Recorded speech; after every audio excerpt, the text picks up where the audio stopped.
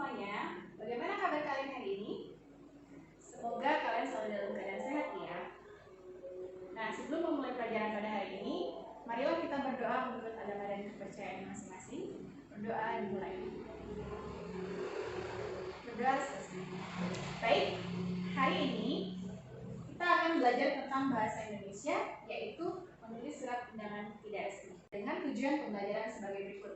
Yang pertama, dengan mengamati gambar, siswa dapat membuat surat undangan tidak resmi dengan menggunakan media gambar. Yang kedua, dengan mencoba, siswa membuat surat undangan tidak resmi dengan menggunakan media gambar. Seperti yang kita tahu bahwa jenis-jenis surat undangan itu ada 3. Yang pertama yaitu surat undangan resmi. Yang kedua adalah surat undangan setengah resmi. Nah, sekarang yang akan kita bahas adalah jenis yang ketiga yaitu surat undangan tidak resmi. Nah, apa itu surat undangan tidak resmi? Surat undangan tidak resmi mengatasnamakan perorangan yang ditujukan kepada perorangan untuk kepentingan perorangan. Contohnya adalah surat undangan ulang tahun, surat undangan pernikahan, dan surat undangan tasyakuran atau syukuran. Pada dasarnya, surat undangan memiliki beberapa kesamaan, baik itu surat undangan resmi, setengah resmi, ataupun surat undangan tidak resmi. Bisa kita lihat di sini, pada surat undangan tidak resmi, kalian bisa menggunakan warna, model tulisan, ataupun motif-motif gambar sesuai dengan apa yang kalian sukai. Tujuannya adalah agar undangan ulang tahun kalian lebih menarik dan penerimanya lebih senang ketika kalian memberikan undangan ini. Nah, sekarang kita bahas tentang bagian-bagian yang ada pada surat undangan tidak resmi. Yang pertama adalah judul surat. Di sini judulnya adalah undangan.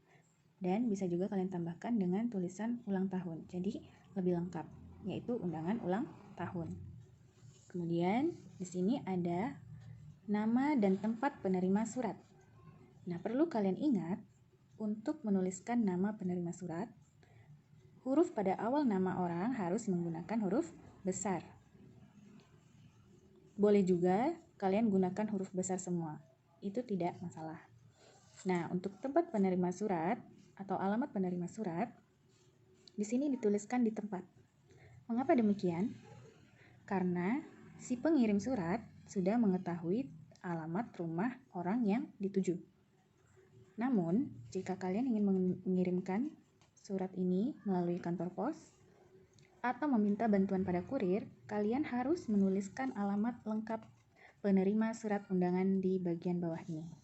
Bagian berikutnya pada surat undangan tidak resmi atau surat undangan ulang tahun ini adalah salam pembuka. Ini adalah salam pembuka. Kemudian bagian isi. Hari, tanggal, pukul, dan tempat dilaksanakannya acara tersebut adalah bagian dari isi surat undangan. Kemudian yang berikutnya adalah bagian penutup. Bagian penutup biasanya berisi tentang pengharapan si pengirim undangan agar si penerima undangan bersedia hadir pada acara tersebut.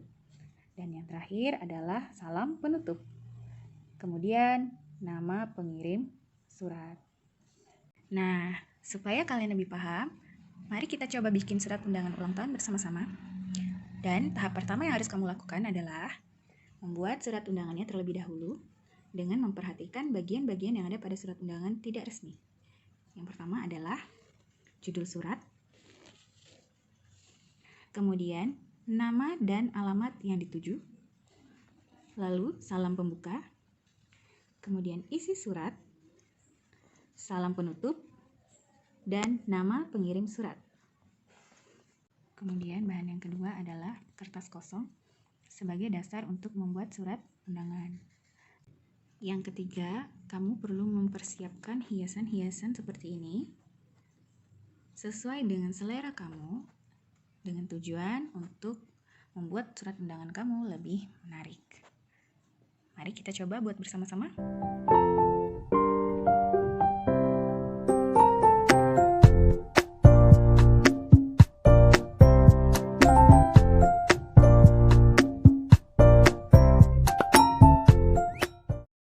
Nah, sekarang kalian sudah tahu bagian-bagian yang ada di dalam surat undangan tidak resmi.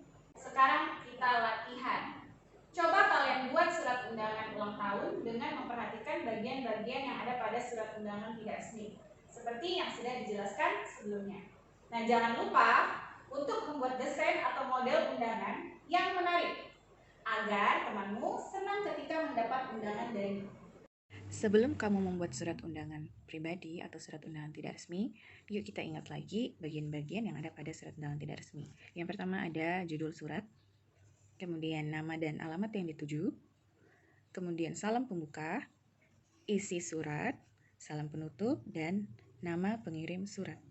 Nah, untuk mempermudah kamu dalam membuat surat undangan tidak resmi, kamu boleh membuat kelompok yang terdiri dari 3-4 orang, supaya kamu bisa berdiskusi apabila menemui kesulitan.